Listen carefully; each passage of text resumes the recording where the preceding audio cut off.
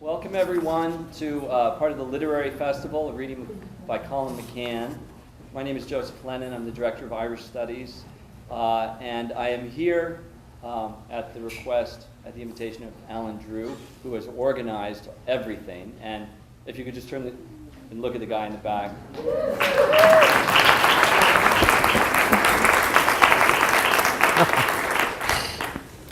We have a number of people to thank and groups to thank, and I thought I'd start with that. The College of Liberal Arts and Sciences, the English Department and faculty, thank you all for being here.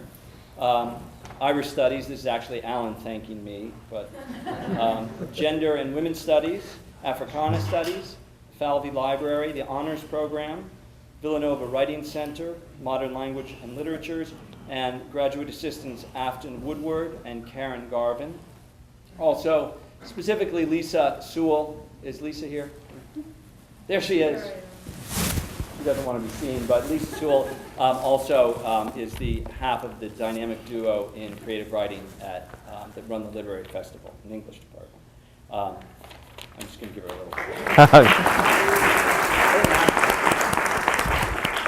little. Also, future readings. We have 4 more readings this semester that are not all part of the Literary Festival. 2 are part of the Literary Festival, and 2 are part of Irish Studies. Eleanor Wilner will be reading in the Radnor Room on March 24th. March 31st, Moya Cannon, who is the Heimbold Chair of Irish Studies for the year 2011, and she's going to be here in a little bit. She's going to be reading March 31st up in the President's Lounge. April 12th, John Haskell is reading in the De Leon Room, SAC 300, and April 13th, Natalie Anderson, Swarthmore professor, is going to be reading in the library.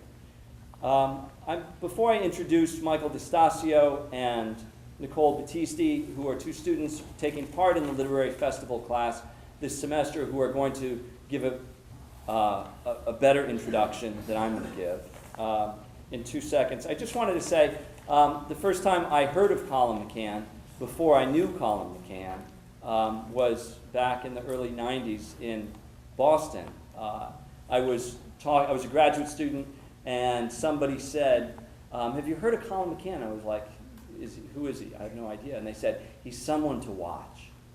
And that was long before I'd met him. That was my probation officer? That was your probation officer.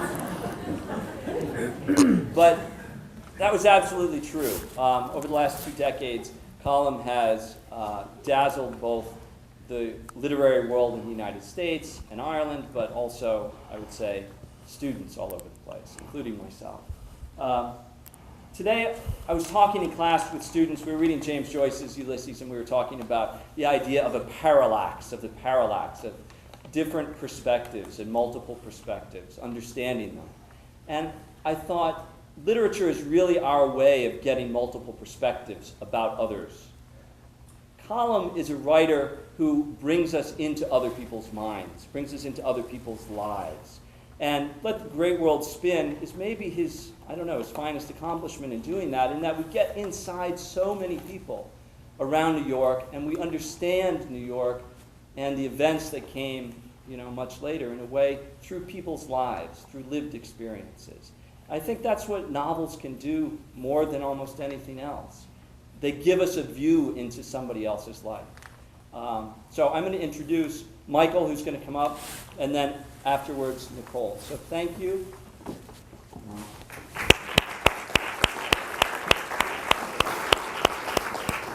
Thank you. All right, can everyone hear me? Colum McCann was described by The Telegraph as a fearless writer experimenting with narrative styles, leaping from one story to the next. He was born in Dublin in 1965 and began his writing career as a journalist in the Irish press. McCann eventually moved to New York in the early 1990s after spending some time traveling across America and living in Japan for a year and a half. He received his bachelor's degree from the University of Texas and currently teaches in the creative writing program at Hunter College in New York City. Colum McCann is a highly regarded author and has written several novels, including Songdogs, This Side of Brightest, Dancer, Zoli, and most recently, Let the Great World Spin. Colum's many accolades include, but are not limited to, a finalist in the International IMPAC Dublin Literary Award, the inaugural winner of the Ireland Fund of Monaco Literary Award in memory of Princess Grace, and he was named Best Novelist of 2003 by Esquire. In addition to these awards, Colum received the Rooney Award for Irish Fiction, the Pushcart Prize, the Hennessy Award for Irish Literature, and was inducted into Osadana, the Irish Academy of the Arts, in 2009.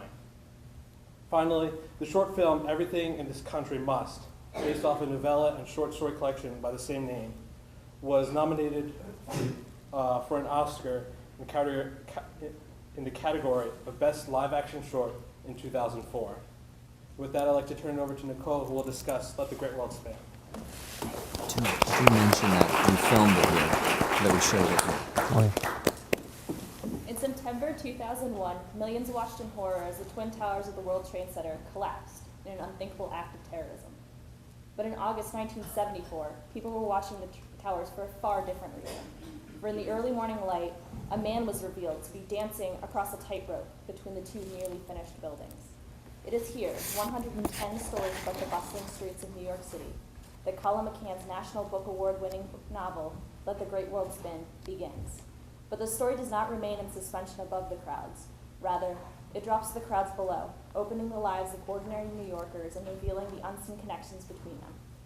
We were introduced to a wide range of characters, from a doubting priest to a group of prostitutes, from an upper-class mother grieving for a son killed in Vietnam, to a photographer capturing the underground world of graffiti artists.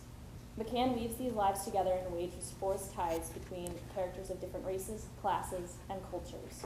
But the novel itself also forges ties across time, using life in the shadows of the towers in 1974 to resonate with the world in the shadows of the fallen towers after September 11th. Hailed by New York Times as one of the most electric, profound novels in years, Let the Great World Spin is a story of human trials and suffering, but ultimately it is a story of hope, renewal, and forgiveness in the light of tragedy.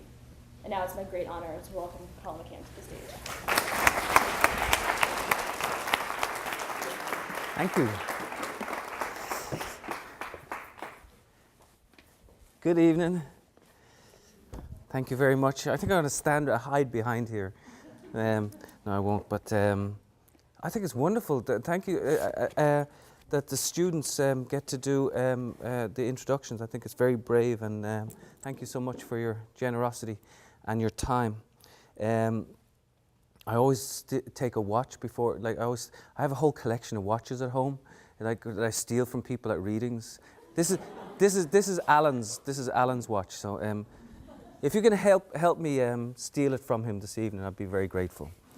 Because it's a nice one. It's a heavy watch. So I'm going to read tonight from two completely different things. First, I'm going to read from Let the Great World Spin later on.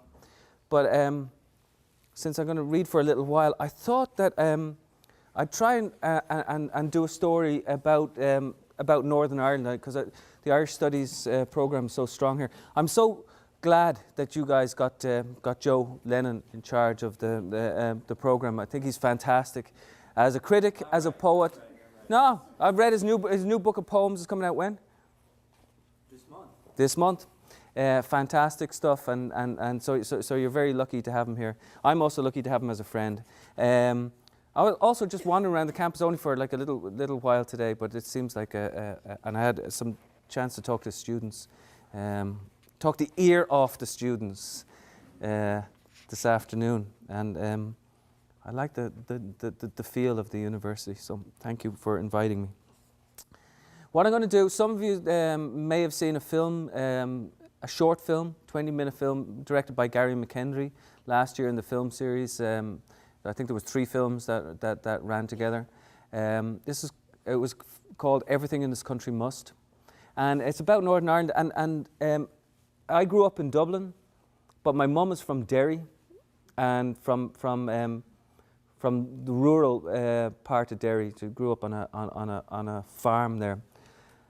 And I was always trying to make sense of Northern Ireland for myself as a child. Like what happened with the various, the Miami show band murders and things like this that some of you might have heard of. And I could never make sense of it. And so I turned around in the year 2000. I wrote a book called Everything in This Country Must, which tries to make sense of the fact that there was very little sense to be made of some of the terrible things that happened in Northern Ireland. And so I've never done this before, and it's quite a nice opportunity. I'm going to try and read this whole story, which is about, I hope I don't send you to sleep. I might skip a little bit, but it's about 12 pages long. So, and then I'm going to read from the novel Let the Great World Spin. So, this is narrated by a 16-year-old girl in Northern Ireland. A summer flood came and our draft horse got caught in the river. The river smashed against stones, and the sound of it to me was like the turning of locks. It was silage time, and the water smelled of grass. The draft horse, Father's favourite, had stepped in the river for a sniff maybe, and she was caught, couldn't move, her foreleg trapped between rocks. Father found her and called, "Katie," above the wailing of the rain. I was in the barn, waiting for drips on my tongue from the ceiling hole. I ran out past the farmhouse into the field. At the river, the horse stared wild through the rain. Maybe she remembered me. Father moved slow and scared, like someone travelling deep in snow, except there was no snow, just flood. And Father was frightened of water, always frightened. Father told me, "Out in the rock there, girl." He gave me the length of rope with the harness clip, and I knew what to do. I'm taller than Father since my last birthday, 15. Oh, she's 15, not 16, sorry. I stretched wide like love and put one foot on the rock in the river middle and one hand on the tree branch above it and swung out over the river flood.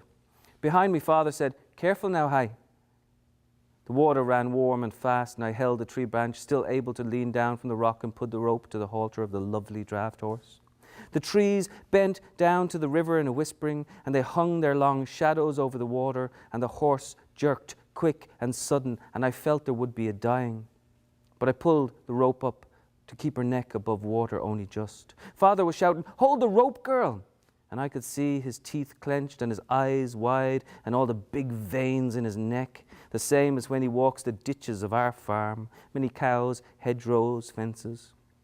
Father is always full of fright for the losing of Mammy and my brother Fiacre, and now his horse, his favourite, a big Belgian mare that cut soil in the fields long ago.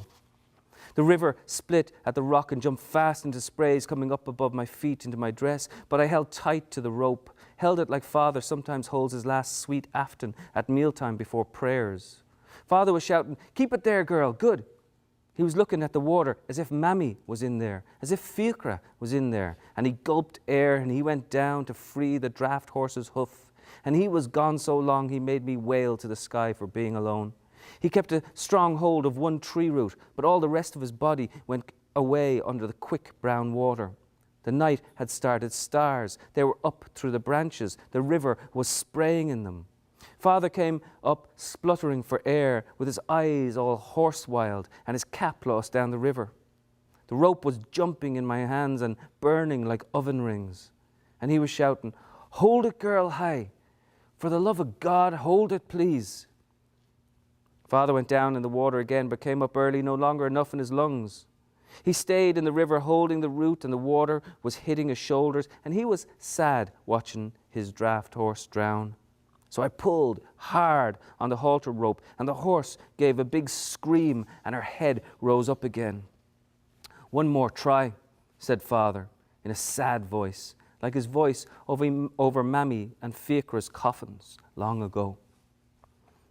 And then what happens is there's a series of lights come along, and the father at first thinks it's a local who's come to help him get the horse that's trapped in the river, but it's not. It's the British Army, and the father says to the girl, "Drop the rope, let the horse drown," but she doesn't. That was a quick edit. That was a page gone there, right there. They came right quick through the hedge with no regard for their uniforms, and I could hear the thorns ripping back against their jackets. One took off his helmet while he was running, and his hair was the colour of winter ice. One had a moustache that looked like long grasses, and one had a scar on his cheek like the bottom end of Father's hayknife. Hayknife was first to the edge of the river, and his rifle banged against his hip when he jumped out onto the rock where I was halter holding. "Okay, love, you're all right now," he said to me, and his hand was rain wet at my back. He took the halter and shouted things to the other soldiers, what to do, where to stand.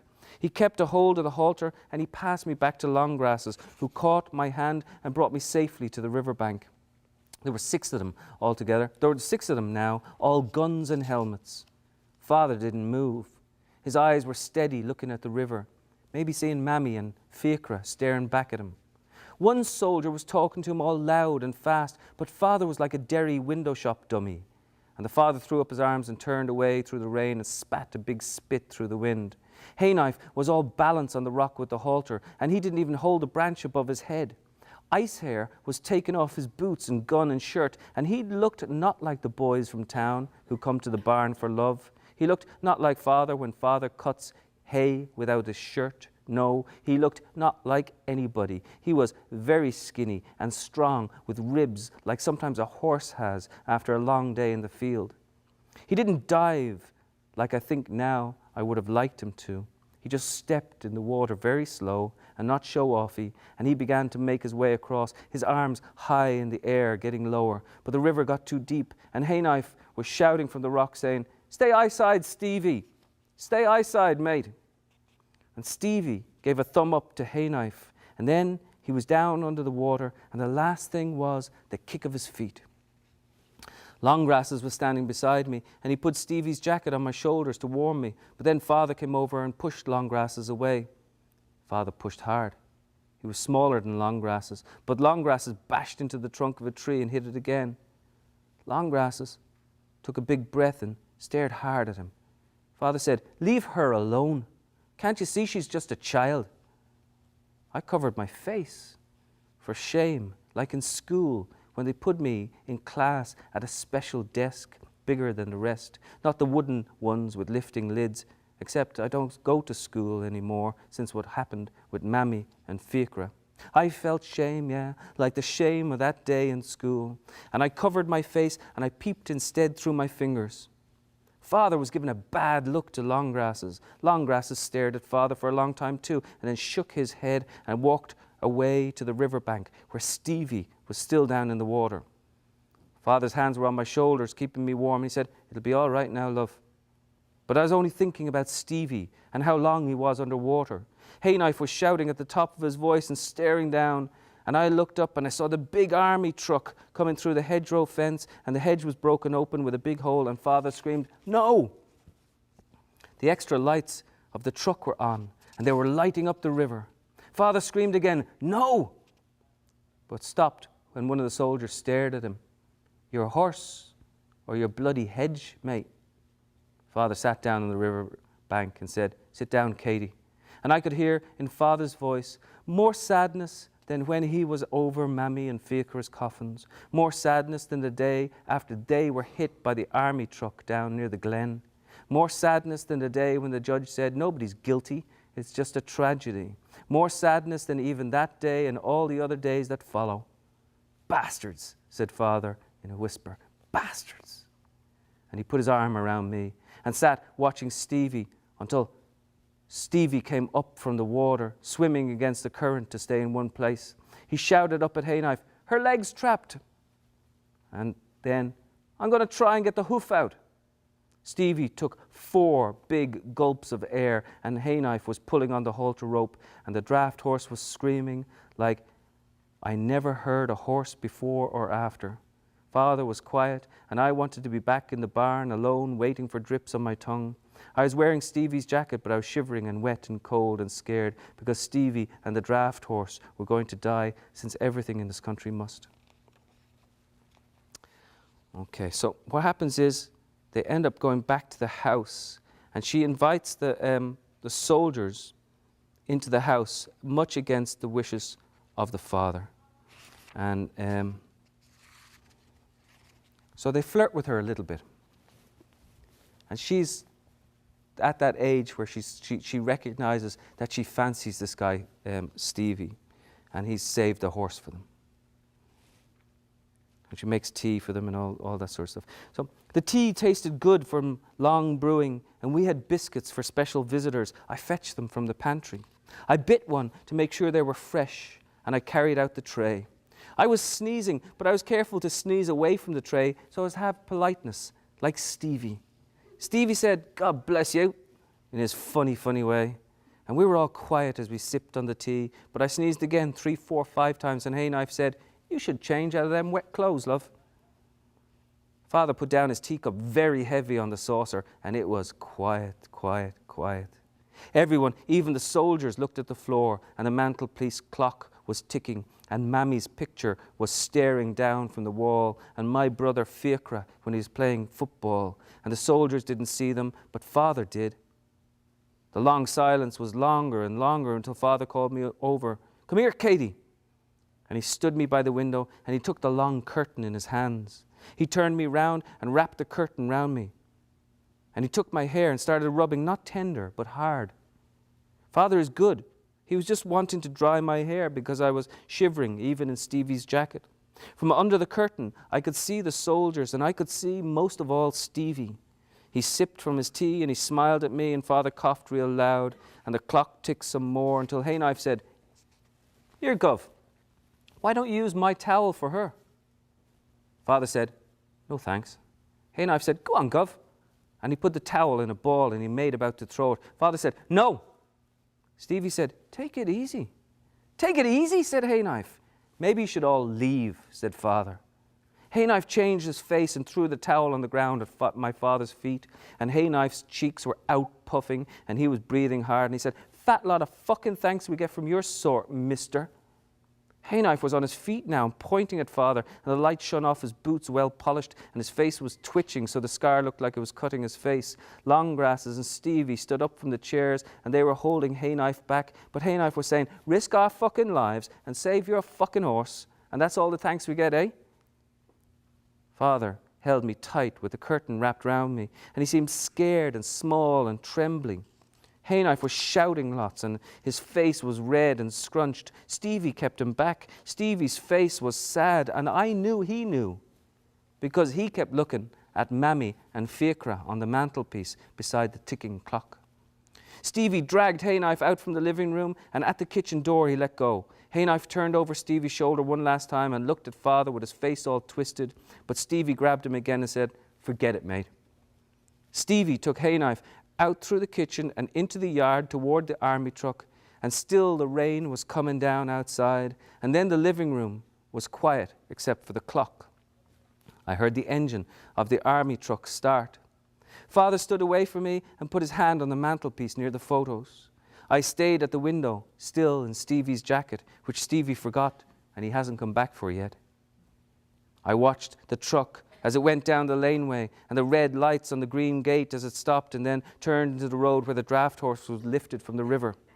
I didn't hear anything, just Father starting low noises in his throat, and I didn't turn from the window because I knew he would be angry for me to see him. Father was sniffling. Maybe he forgot I was there. It was going right down into him, and it came in big gulps like I never heard before. I stayed still, but Father was trembling big and fast. He took out a handkerchief and moved away from the mantelpiece. I didn't watch him because I knew he would be shamed for his crying. The army truck was near out of sight, red lights on the hedgerows. I heard the living room door shut, then the kitchen door, then the pantry door where Father keeps his hunting rifle, then the front door, and I heard the sound of the clicker on the rifle, and him still crying, going further and further away until the crying was gone, and he must have been in the courtyard standing in the rain. The clock on the mantelpiece sounded very loud, so did the rain, so did my breathing, and I looked out the window. It was all near empty on the outside road, and the soldiers were going around the corner when I heard the sounds. It wasn't like bullets, it was more like pops. 1, 2, 3. The clock still ticked. It ticked and ticked and ticked.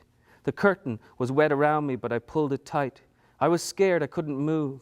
I waited, it seemed like forever. When Father came in from outside, I knew what it was. His face was like it was cut from a stone, and he was not crying anymore, and he didn't even look at me. He just went to sit in his chair.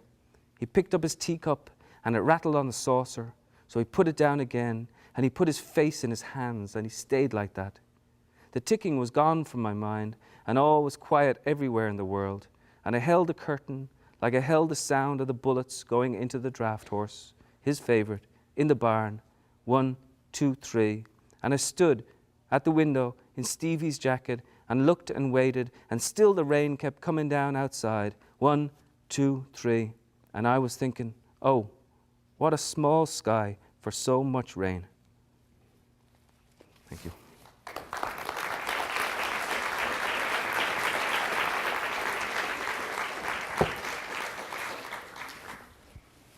It's weird, because all the images from the film come back, and it's sort of I forget what was in the film and then and what was in the story. It's been quite a while since I read that story. I'm also working on a film of this book, which is called Let the Great World Spin, but I'm in the process of trying to write it right now. It's a bit of a disaster, to tell you the truth. I'm trying to write it with a director whom you probably know, J.J. Abrams, who did that wonderful series on TV, Lost, and a number of really good films. And it's fun to work with him. But it's so weird to dismantle your book and try to build it up again. So that's what I'm in the process of doing now these days. So what I want to do is I'd like to read it from a couple of different sections of this book, and at the end of all this, I'm going to give it a chance to open the floor, and if anybody has any questions or comments or tomatoes to throw or anything like that. I'm just going to read from a little bit from the first page where Philippe Petit, it's in 1974, and everybody has seen this figure on top of the towers, the World Trade Center towers. Way above there was a movement. In his dark clothing, his every twitch counted. He folded over, a half thing bent, as if examining his shoes like a pencil mark, most of which had been erased. Posture of a diver. And then they saw it. The watchers stood silent. Even those who had wanted the man to jump felt the air knocked out. They drew back and moaned. A body was sailing out into the middle of the air. He was gone. He'd done it. Some blessed themselves, closed their eyes, waited for the thump. The body twirled and caught and flipped, thrown around by the wind. And then a shout sounded across the watchers, a woman's voice. God, oh God, it's a shirt. It's just a shirt. It was falling, falling, falling, yes, a sweatshirt fluttering. And then their eyes left the clothing in midair, because high above the man had unfolded upwards from his crouch, and a new hush settled over the cops above and the watchers below, a rush of emotion rippling amongst them, because the man had arisen from the bend, holding a long thin bar in his hands, jiggling it, testing its weight, bobbing it up and down in the air, a long black bar, so pliable that the ends swayed, and his gaze was fixed on the far tower, the World Trade Centers, still wrapped in scaffolding, like a wounded thing waiting to be reached. And now the cable at his feet made sense to everyone. And whatever else it was, there would be no chance they could pull away now. No morning coffee, no conference room cigarette, no nonchalant carpet shuffle. The waiting had been made magical, and they watched as he lifted one dark slippered foot like a man about to enter warm grey water. The watchers below pulled in their breath all at once. The air felt suddenly shared. The man above was a word they seemed to know, though they had not heard it before. Out he went. And so that's as a lot of you know, who've seen Man on Wire and other things. Philippe Petit did this spectacular, really beautiful walk across the World Trade Center towers. Went back and forth 8 times on a wire that I think was like a little more than or just under an inch thick. So for somebody to be a quarter of a mile in the sky is such a beautiful act of creation. So that for me, I was explaining to the students today, it's his his tightrope walk stood in almost perfect opposition to the act of destruction of the towers coming down, so that there was almost like a balance, like an up and down, a black or white, or whatever we want to call this creation and destruction together. So that it seemed to me fairly early on after 9/11, I was in New York, and I'd lost some friends, and my father-in-law had been in one of the towers, but he got out. It seemed to me early on that the only way that I was going to negotiate my own experience with 9/11 was to try to write about Philippe Petit's walk, but then I really wanted to write a novel of the city, with a city that I love. I love New York. I've been there 70. I'm a New Yorker now. I know this because my kids say coffee, things like that. That's kind of funny, especially when they want to annoy me. It's like they put on a really thick, New York accent. It's fun because I want them to have Irish accents. Of course, that's the funny thing. You have your kids and you want them to sort of grow up the same way as you, but you happen to be in a different country. It's like, how come you don't say tomato? I love New York, and I've been blessed by so much that has sort of gone on there for me, and in some ways I wanted it to be a song of the city. It's such a diverse, fantastic place to be, but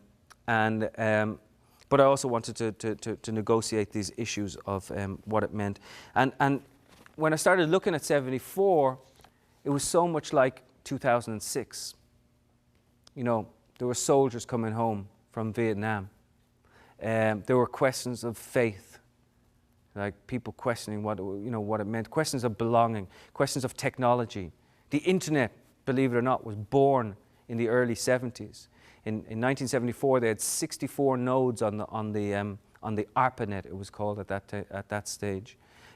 And everything that was happening then was almost could be folded over and pushed. We had an ineffectual president who was about to resign. Nixon was just about to resign.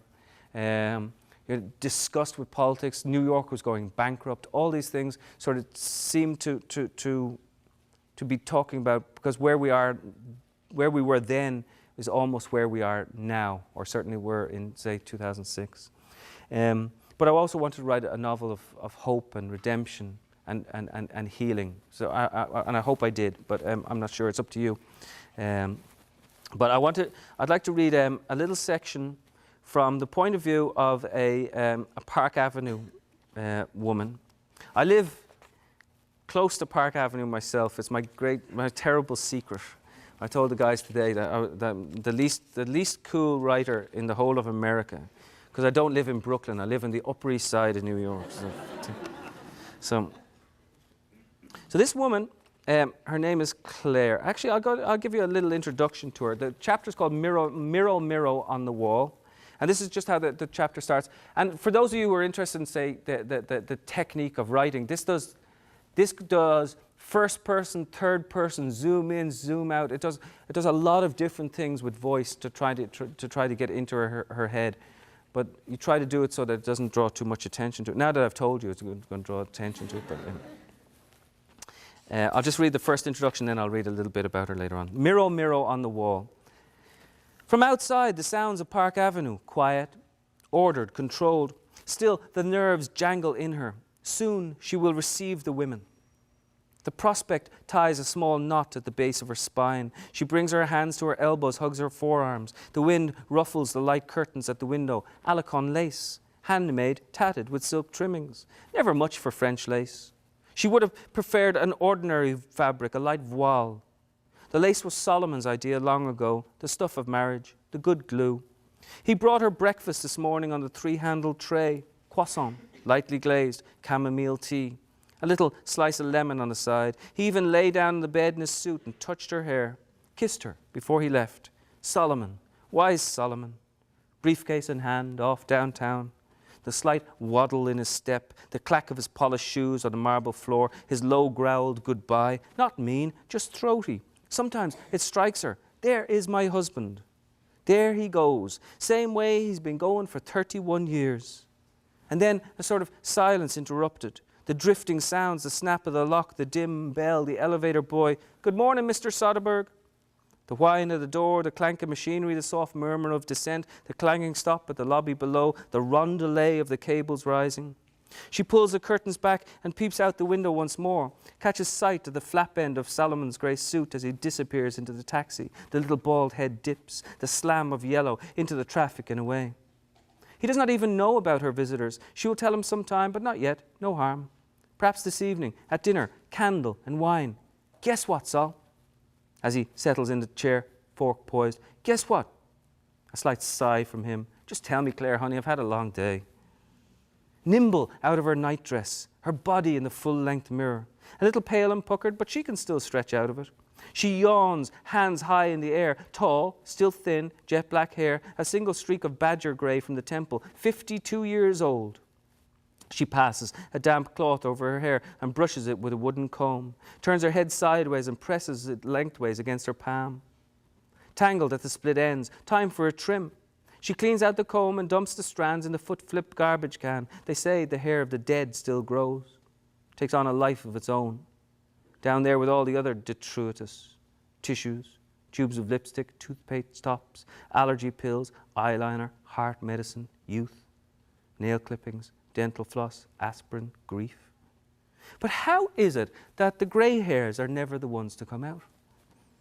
In her 20s, she'd hated the badger streak when it appeared overnight, dyed it, hid it, chopped it. Now it defines her, her elegant, swift ray of grey sideways from the temple. A road in my hair. Do not overtake. Things to do. Hurry, hurry. Toilet, toothbrush rub, a light swish of makeup, some blush, a little eyeliner, a lipstick dab. Never one to fuss with makeup. At the dresser she pauses, bra and panties in simple beige, her favourite dress, aqua and green silk screen with a shellfish motif, A-line, sleeveless, just above the knee, bows on the slits, zip behind, fashionable and feminist at the same time. Not too fancy or show-offy, but contemporary, modest, good. She hitches the hem a little higher, extends her foot. Legs that glisten, said Solomon years ago. She told him once that he made love like a hanged man, erect but dead.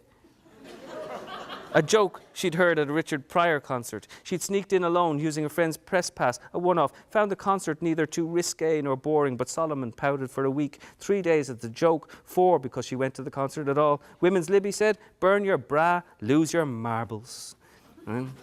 So it goes on and it introduces Joshua, her son, and she says she feels a little murmur at her rib cage, a swell of air. Joshua, not a name for a boy in uniform.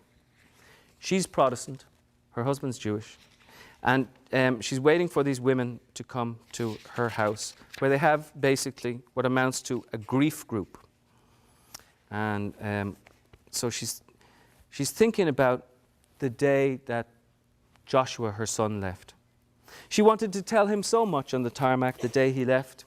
The world is run by brutal men. The surest proof is their armies. If they ask you to stand still, you should dance. If they ask you to burn the flag, wave it. If they ask you to murder, recreate. Theorem, anti-theorem, corollary, anti-corollary. Underline it twice. It's all there in the numbers. Listen to your mother. Listen to me, Joshua. Look me in the eyes. I have something to tell you. But he stood, buzz-haired and red-cheeked in front of her, and she said nothing. Say something to him. That shine to his cheeks. Say something. Tell him, tell him. But she just smiled. Solomon pressed the Star of David into his hands and turned away and said, be brave. She kissed his forehead goodbye. She noticed the way the back of his uniform creased and uncreased in perfect symmetry, and she knew, she just knew the moment she saw him go, that she was seeing him go forever. Hello, Central, give me heaven. I think my Joshua's there. Oh, I can't indulge this heart sickness. No. Spoon the coffee out and line the tea bags up. Imagine endurance. There's a logic to that. Imagine and hang on. How is it being dead, son? And would I like it? Oh, the buzzer. Oh, the spoon clanged to the floor. Oh, stepping quickly along the corridor, return and pick up the spoon. Everything neat now? Neat now, yes.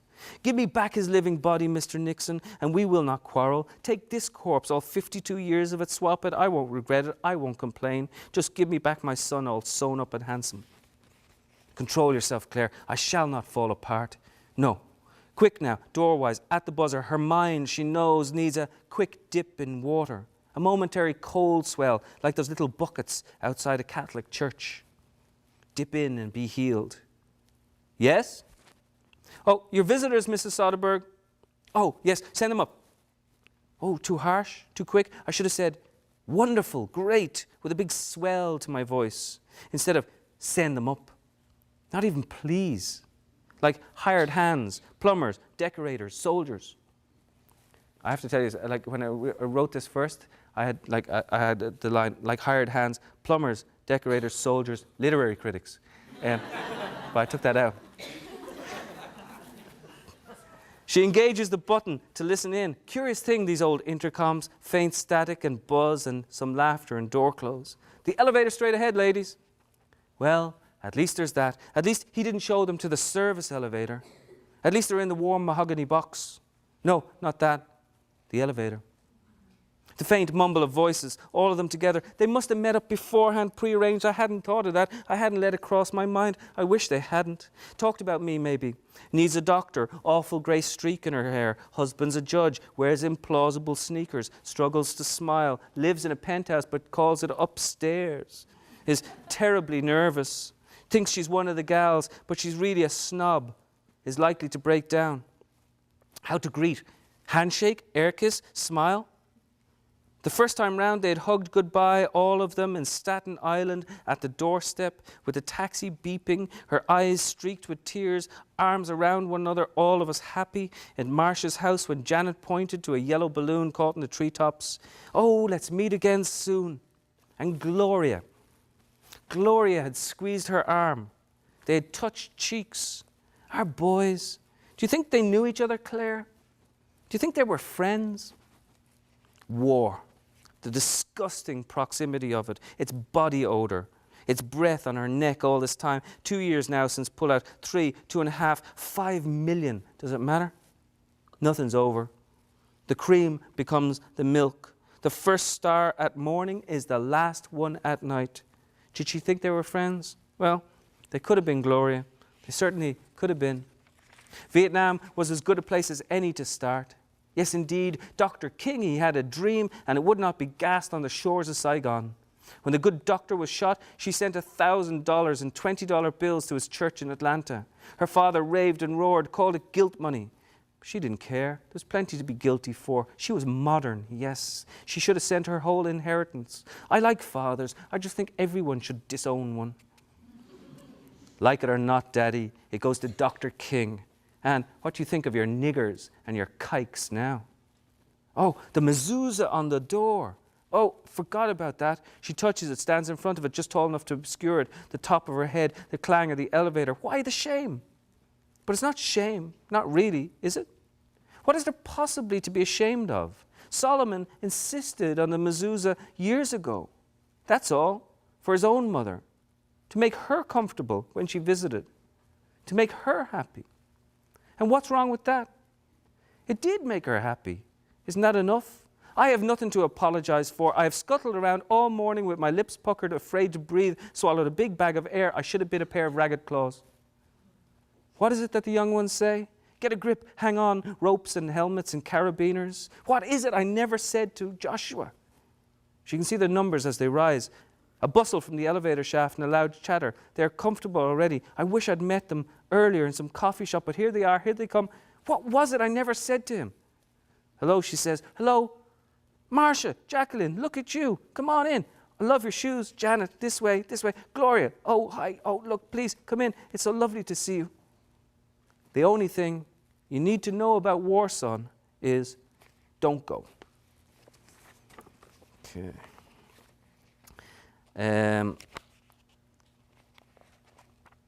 Something a little funnier. How about something a little funnier? There's a 38-year-old grandmother in the book, who also happens to be a lady of the night, who I had a lot of fun with. It's very tragic what happens with her, but I think I have a couple of minutes to. I'll just do a very small piece from her. She calls herself Tilly Henderson, alias Miss Bliss, alias Puzzle, alias Rosa P, alias Sweet Cakes. But then she says, I got a taste for supermarket cakes. You won't find that on my yellow sheet. People always ask me, like, I write about a lot of different things, and like, you know, I don't really write all that much about Dublin or growing up at home or anything like this, and I don't really have much of a clue to my own personality, except everything's there in the books. I put my heart and soul into the books, I think.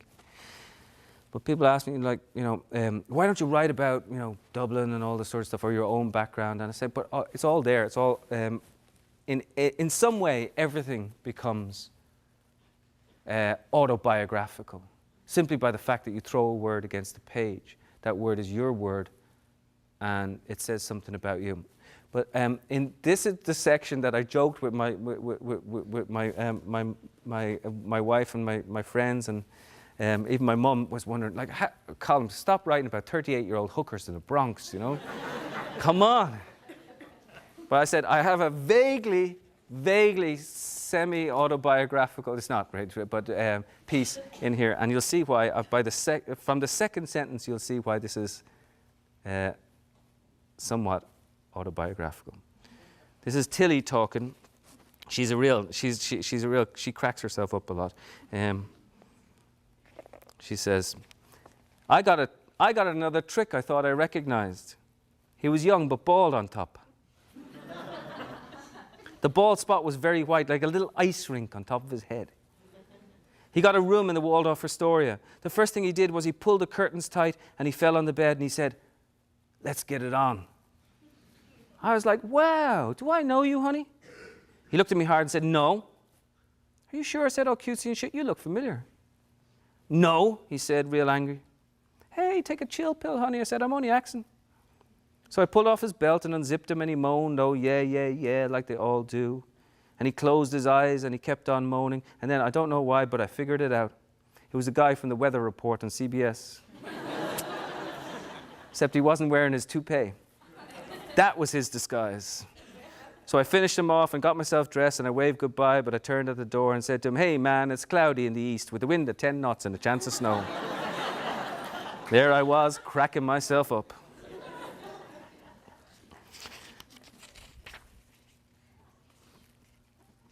I'll read a little bit more, Tilly. Once I had a man a whole week long at the Sherry Netherlands. There was a chandelier surrounded with grapes and vines in the ceiling and violins carved out of the plaster and all. He was small and fat and bald and brown. He put a record on the player, sounded like snake music. He said, isn't this a divine comedy? I said, that's a weird thing to say, man. He just smiled. He had a nice accent. We had crystal cocaine and caviar and champagne in a bucket. It was a blow date, but all he had me do was read to him Persian poems. I thought maybe I was already in heaven and floating on a cloud. There were a lot of things being said about ancient Syria and Persia and all. I laid out in the bed, buck naked, and just read to the chandelier. He didn't even want to touch me. He sat in a chair and watched me reading. I left with $800 and a copy of Rumi.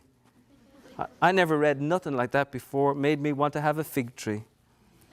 That's long before I went to Hunts Point, and that's long before I ended up under the Deegan. That's long before Jaslyn and Corrigan, they rode that van to doom. But if I was given 1 week to live, just 1 week again, if that was my choice, that week at the Sherry Netherlands is the one I'd repeat. I was just lying on the bed, naked and reading, and him being nice to me and telling me I was fine, that I'd do well in Syria and Persia. I never seen Syria or Persia or Iran or whatever they call it. Someday, though, I'm going to go. And I'll bring Jaslyn's babies, and I'll marry an oil sheik. Except I've been thinking about the noose. Any excuse is a good excuse. I'm a fuck up. That's what I am. I took the rap, and Jaslyn paid the price. I am the mother, and my daughter is no more. I only hope at the last minute, at least she was smiling. I'm a fuck up like none you've ever seen before. And you know what, I'm not going to read from this book very much more, and I've always wanted to read a little section. Yeah, this is my favorite little piece from I don't know why, from Tilly, because I think it's just entirely honest.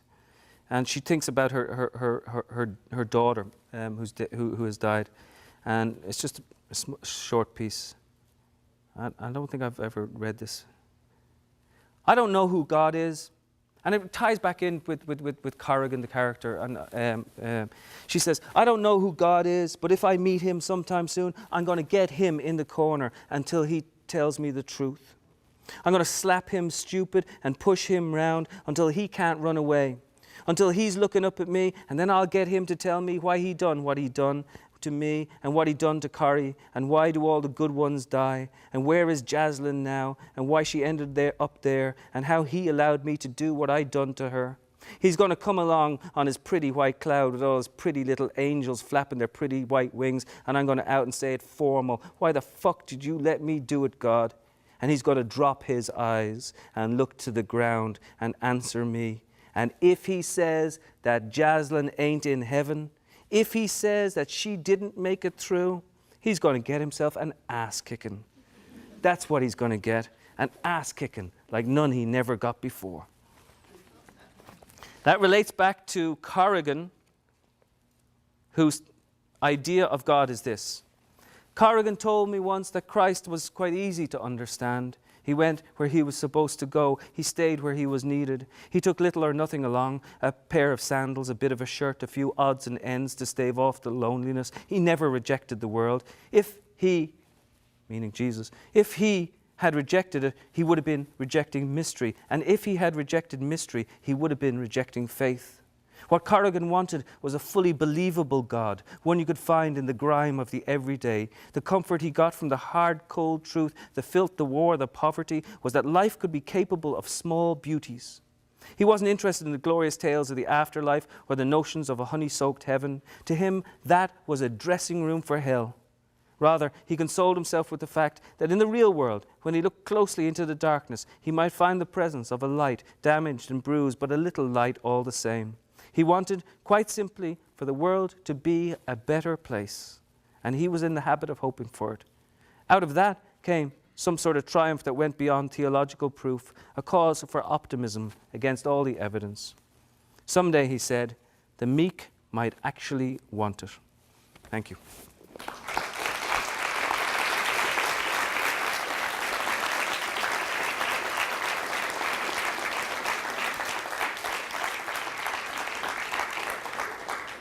Thank you very much. We probably have, I don't know, what, 15 minutes questions? Yeah. People have?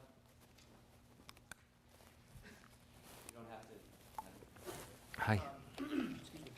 I absolutely love Corrigan's character. Thank you. I mean, I've never, in the thousands of books I've read, related to a character so much like him. So much so that I read the book over a year ago, and still every day I feel like I take him Wow. with me. Thank you. Know, in different aspects of my life. He's helped me mold parts of my life too. What really inspired you, that character? Did everyone get the question? You could hear the question at the back. We're talking about the character of Corrigan. It was a wonderful compliment. Thank you so much that the character of Corrigan stays there. And Corrigan is he's from Ireland. He's a monk. He's with the Petit Frères de Dieu, or the Piccolo Frati, the Little Brothers of God. It's a real Franciscan order. And my wife has a second cousin who comes from Italy, and he was the son of a Supreme Court justice in Italy, Giorgio Gonella. And he lived in the Bowery in New York, and I only met him a few times, but when I met him, it just, you know, that sort of person, you just know they're good. You know, they're beautiful. There's like, and you know, so much bad stuff was happening in the Catholic Church for a while that we forget that there was really lots of really good people in the church too. In fact, the vast majority were and I kind of wanted to write about those good people who were there. And so I took the figure of Giorgio, who worked with the down and outs and the drunks in the Bowery, and turned him into Corrigan. But all the time I was thinking about Daniel Berrigan, who's one of my great heroes, the Jesuit priest, I sort of used Giorgio and Berrigan sort of twinned together and tried to create this character, Corrigan, who, you know, some people are infuriated by him, in fact. yeah, they don't like him as a character at all because they think he's too good. I don't think he's too good. I think he's flawed, and I think, you know, one of the things that I wanted to do was to question his faith and have him question his faith and find you know, exactly what it was. It was he was the right at the very, very start of the book, and he was the one who opened the whole book open for me. It was, and I still think of those guys, and they're everywhere. They're in Cambodia right now. They're in South America. I'm sure they're in Philly. I'm sure they're here. You know, people who do good things. But it's really hard to write about good people. So that was the challenge for me. That's why he doesn't get a voice as such. He never from his point of view. We hear him say certain things, but it's never from his point of view. But he was, you know, I suppose he'd be the person that I would most want to be, but I know I could never ever in a million years be. And I'm more like the cynical brother, who's just, you know, like, and trying to figure things out and like not believing in these things. So, thank you. Any questions? My eyesight's going to some terrible. Hello. The relationship between women in the religious courses and the conversations they had seemed so real from a woman's perspective, and if you weren't reading the author, you would almost think it was a female author. So Thank you. how you were so wonderfully able to get into the mind of how a woman might react. Do you have a lot of sisters, or? Yeah, I have two sisters, but I don't think it was that. Like some people again have said to me, oh, they don't think that's entirely believable. Personally, I think it's really entirely believable, and I worked it to get it to the point.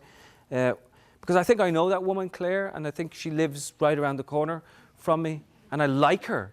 So see, this was the challenge as well, to write about a rich woman, and like who lives on Park Avenue, and make her vulnerable. That was part of the challenge for me, and you know, and not be snotty about her, not like back her into a corner so that, sure she has a penthouse, sure she has a Juan Miro painting on the wall, sure her husband is a judge and all these different things, but in my experience, like everybody is interesting sort of to me and I think to all of us.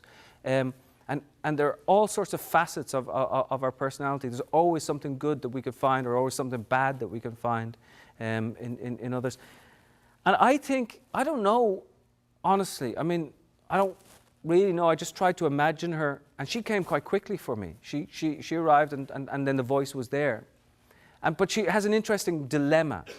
She's a character in conflict. Characters in conflict are always quite you know, that's what they should be. She's lost her son, and she's looking for a way to grieve, and she doesn't have a husband who listens to her, and then she wants to talk about her boy, but it just so happens that Philippe Petit does this tightrope walk on the same day that she wants to talk about her boy, and he takes away her glory. He steals her thunder, and so that's an interesting dilemma.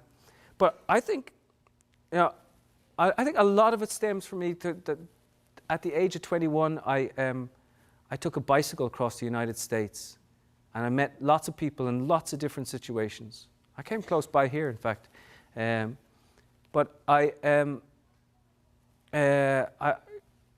know. I think people allowed me to listen to them, and I got to know all sorts of people in different situations, and I think I was very lucky.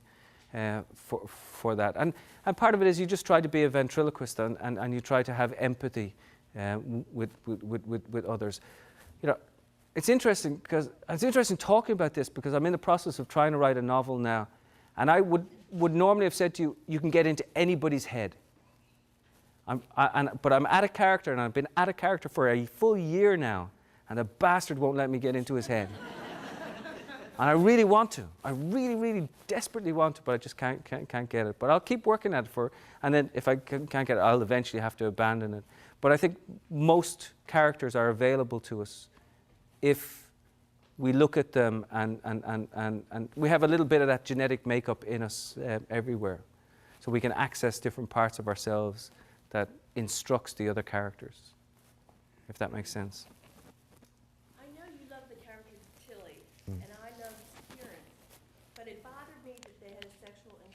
Mm.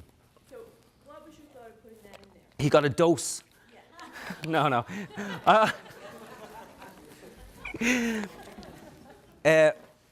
The question is about Tilly, who's the prostitute, and Kieran, who's the brother of Corrigan, and because why did sometimes you don't know. Like, it just felt like the right thing to do, that he should have an encounter with her. And because he criticizes his brother about, like, looking after these prostitutes and all these things, and he becomes sort of high and mighty. But then he begins to understand them in a certain way towards the end. And, a